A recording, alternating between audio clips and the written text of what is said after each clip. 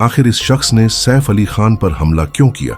क्या ये एक चोरी थी या फिर घर में काम करने वाले नौकरों की एक सोची समझी साजिश थी? सब कुछ जानेंगे इस वीडियो में। दरअसल ये कहानी शुरू होती है आज से तकरीबन 13 साल पहले, जब सैफ अली खान ने करीना कपूर से शादी की। उस समय ये लोग मुंबई के ही एक अलग इलाके में रहा करते थे, लेकिन जब करीना कपूर ने तैमूर को जन्म दिया तब इन दोनों ने सोचा कि अब ये घर काफी पुराना हो गया है और हम लोगों को अब मुंबई के पोरशा इलाके में शिफ्ट हो जाना चाहिए और वहीं पर एक नया घर बनाना चाहिए। जैसे ही इन दोनों लोगों का मन बना, उसके कुछ ही साल बाद सैफ अली खान ने मुंबई के बांद्रा नामक इलाके में एक सदगुरु शरण करके अपार्टमेंट था, उसमें उन्होंने 2 प्लॉट ले लिया। एक प्लॉट जिसमें करीना कपूर, सैफ अली खान और उनका छोटा बेटा तैमूर रहता था, और दूसरे फ्लोर पर इब्राहिम और सारा अली खान रहते, जो कि उनकी पहली पत्नी के बच्चे हैं। दोस्तों, जिस इलाके में इन लोगों ने घर लिया था उस इलाके में सिर्फ अमीर लोग ही रहते थे। उनके घर से मात्र 2 किलोमीटर की दूरी पर ही मन्नत है, जो कि शाहरुख खान का घर है,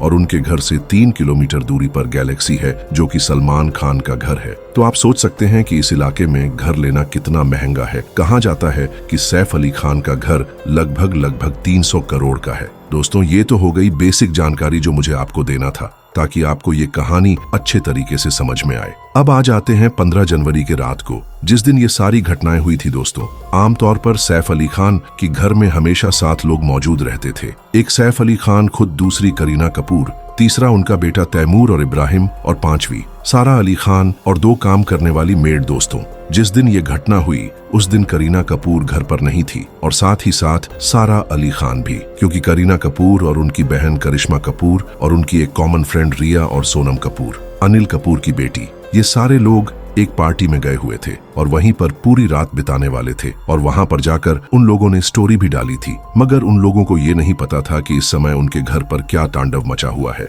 दोस्तों, 14 जनवरी का शाम होता है और उस समय सैफ अली खान अपनी शूटिंग पूरी करके घर पर आते हैं। तकरीबन 8 बजे करीना और उनकी बहन करिश्मा और सारा घर से निकल जाते हैं पार्टी को ज्वाइन करने के लिए। वह रात भी एक आम रात्रि की तरह ही बीत रहा था। तकरीबन 9 बजे तक उनकी काम वाली बाई ने खाना बना दिया था और ये सभी लोग, सैफ अली खान, तैमूर और इब्राहिम, खाना खा चुके थे। थोड़ी देर ये लोग टीवी देखते हैं, फिर सैफ अली खान तैमूर को सुला देते हैं और उसके कुछ समय बाद ही सैफ अली खान खुद भी सो जाते हैं। उसके बाद उनका बड़ा बेटा इब्राहिम नीचे वाले फ्लोर पर चला जाता है सोने के लिए। तकरीबन 12 बजे तक ये सारे लोग सो जाते हैं और जो उनके घर काम वाली बाई है वह भी देखती है कि 12 बज चुके हैं और सब कोई सो चुका है। तब वह भी जल्दी जल्दी झूठे बर्तनों को साफ करके सोने के लिए चली जाती है, मगर जैसे ही वह सोने के लिए जाती है तो उसको एक आहट सुनाई देती है, जिसकी वजह से काम वाली बाई का नींद खुल जाता है, मगर वह अपने बिस्तर से उठती नहीं है। मगर उसके कुछ समय बाद ही बाथरूम की लाइट को कोई ऑन करता है। जब लाइट ऑन होता है तो काम वाली बाई सोचती है शायद तैमूर या फिर इब्राहिम होंगे, जो कि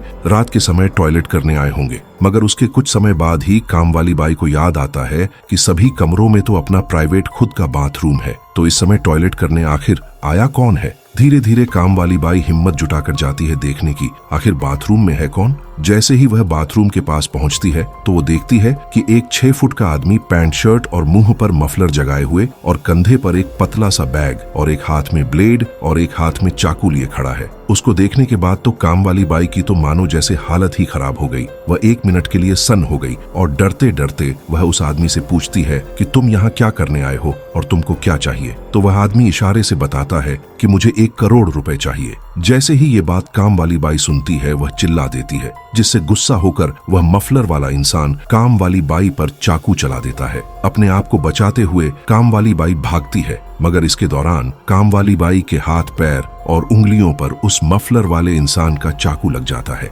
जिसकी वजह से काम वाली बाई और तेज तेज चिल्लाने लगती है। आवाज सुनकर सैफ अली खान की भी नींद खुल जाती है और जैसे ही सैफ अली खान अपने कमरे से बाहर निकलकर देखते हैं तो हॉल में तो खूनी संघर्ष चल रहा होता है। वो 6 फीट वाला इंसान काम वाली बाई के ऊपर बिल्कुल हावी हो गया था, मगर जब सैफ अली खान आए तब वह मफलर वाला इंसान थोड़ा डर जाता है, मगर डर की वजह से ही वह सैफ अली खान के ऊपर हमला कर देता है। सैफ अली खान उस मफलर वाले इंसान का काफी डटकर सामना करते हैं, मगर सैफ अली खान भी तो एक इंसान ही है। सामने वाले इंसान के पास एक ब्लेड और चाकू था, जिससे वह सैफ अली खान पर हमला करने लगता है। इस लड़ाई झगड़े के बीच में एक ब्लेड सैफ अली खान के कलाई पर लग जाता है, एक चाकू सैफ अली खान के गर्दन पर और एक चाकू उनके पीठ पर स्पाइनल कॉर्ड के पास लगती है। और झटके से जब मफलर वाला इंसान चाकू को निकालता है तो आधा चाकू टूटकर सैफ अली खान के स्पाइनल कॉर्ड में ही फंस जाता है। इसके बाद सैफ अली खान का काफी ज्यादा खून बहने लगता है और इतना कुछ होने के बाद काफी ज्यादा शोरगुल भी होने लगता है, जिसकी वजह से वो डर जाता है और वहां से भाग खड़ा होता है। मगर चोर तो अब भाग गया था। अब सबसे बड़ी परेशानी ये थी कि सैफ अली खान को जल्दी से जल्दी हॉस्पिटल लेकर जाया जाए। इसके बाद दूसरी काम वाली बाई जल्दी से इब्राहिम को फोन लगाती है और इब्राहिम भी नीचे से ऊपर आ जाता है। जब अपने पिता की ये हालत देखता है तो वह भी 1 मिनट के लिए सन्न हो जाता है। उस समय सैफ अली खान के पार्किंग में एक इलेक्ट्रिक गाड़ी खड़ी थी, जिसको सैफ अली खान ने अभी हाल फिलहाल में ही खरीदा था। मगर ये पर एक दिक्कत ये थी कि सैफ अली खान के अलावा उस गाड़ी को चलाना किसी और को नहीं आता था। उस समय वहां पर ड्राइवर भी उपस्थित नहीं था कि उस गाड़ी को चलाकर सैफ अली खान को जल्दी से जल्दी अस्पताल ले जाया जाए। यहाँ पर समय रेत की तरफ फिसलता जा रहा था, क्योंकि सैफ अली खान का बहुत ज्यादा खून बहने लगा था। जैसे तैसे करके काम वाली बाई और इब्राहिम अपने पिता को पकड़कर नीचे ले जाते हैं और ऑटो में बैठकर लीलावती हॉस्पिटल के लिए रवाना हो जाते हैं। लीलावती हॉस्पिटल में पहुंचने के बाद जब सैफ को भर्ती कर लिया जाता है, तब उनका बेटा पुलिस को कॉल करके सारी घटना के बारे में उनको बता देता है। जैसे ही पुलिस को इसके बारे में सूचना मिलती है, पुलिस तुरंत हरकत में आ जाती है। ये पर सैफ अली खान अस्पताल में भर्ती थे और दूसरी तरफ पुलिस वालों ने इन्वेस्टिगेशन शुरू कर दिया था। सबसे पहले पुलिस सैफ अली खान के घर पहुंचती है और घर की अच्छी तरीके से तलाशी लेती है। पुलिस सबसे पहले ये बात नोटिस करती है कि किसी भी घर के दरवाजे पर फोर्सफुली एंट्री का कोई भी साइन नहीं है, मतलब दरवाजे को कोई भी जबरदस्ती खोलने या फिर तोड़ने की कोशिश नहीं किया गया था और यहाँ तक कि घर के किसी भी खिड़की के टूटने का भी सबूत नहीं मिला था। दोस्तों, अगर आप इस वीडियो के इस हिस्से तक आ गए हैं तो इस वीडियो को लाइक करके चैनल को सब्सक्राइब जरूर कर दीजिएगा। इन सारी चीजों को देखने के बाद पुलिस वालों का शक सबसे पहले काम वाली बाई पर गया, क्योंकि ऐसा कई बार देखा क्या है कि घर के अंदर काम करने वाले ही अपने मालिक को लुटवा देते हैं। जो काम वाली बाई उस दिन सैफ अली खान के घर पर थी,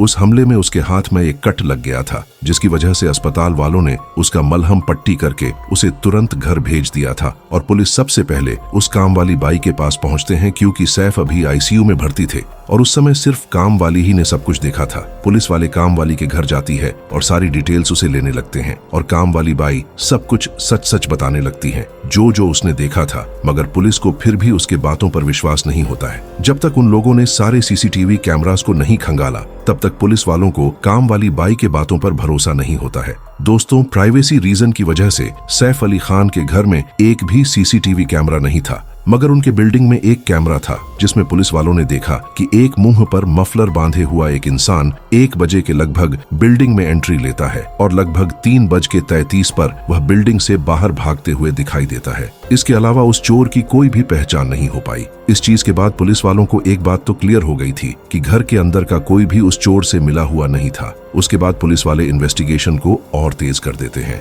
और उसके बाद उन लोगों ने घर में कई जगहों पर उस चोर के फिंगरप्रिंट्स को स्कैन किया और उसके बाद ये लोग इस कंक्लूजन पर पहुंचे कि सबसे पहले चोर इमरजेंसी एग्जिस्ट घर के अंदर घुसा और उसके बाद सारे कमरों के दरवाजों को खोलने लगा, क्योंकि उसके पास एक मास्टर की थी, जिसकी वजह से ये काम काफी ज्यादा आसान हो गया, जिसकी वजह से दरवाजे पर कोई भी फोर्सफुल एंट्री का साइन नहीं था। दोस्तों, जब सैफ अली खान अस्पताल में पहुंचे, उसके बाद डॉक्टर उनकी ये हालत देखकर काफी ज्यादा हैरान हो गए, क्योंकि इतना हाई प्रोफाइल केस उन्होंने इससे पहले कभी भी हैंडल नहीं किया था। सबसे पहले तो ये लोग ये सोचने लगे कि जिस इंसान को हम लोग टीवी में देखा करते थे, आज उसकी ये हालत कैसे हो गई है। जैसे जैसे जब उनका सीटी स्कैन किया जाता है, तब पता चलता है कि उनको 3 मेजर कट लगे हैं, पहले कलाई पर, दूसरा गर्दन पर, तीसरा पीठ पर स्पाइनल कॉर्ड के पास और बाकी के सारे कट उनके पैर पर और गर्दन के नीचे पीठ पर लगा था। सीटी स्कैन करने के बाद तुरंत सैफ अली खान को ब्लड चढ़ाया जाता है और सारे कट पर सर्जरी करके सारे कट को बंद कर दिया जाता है। और आज ही लीलावती हॉस्पिटल का ये स्टेटमेंट आया है कि सैफ अली खान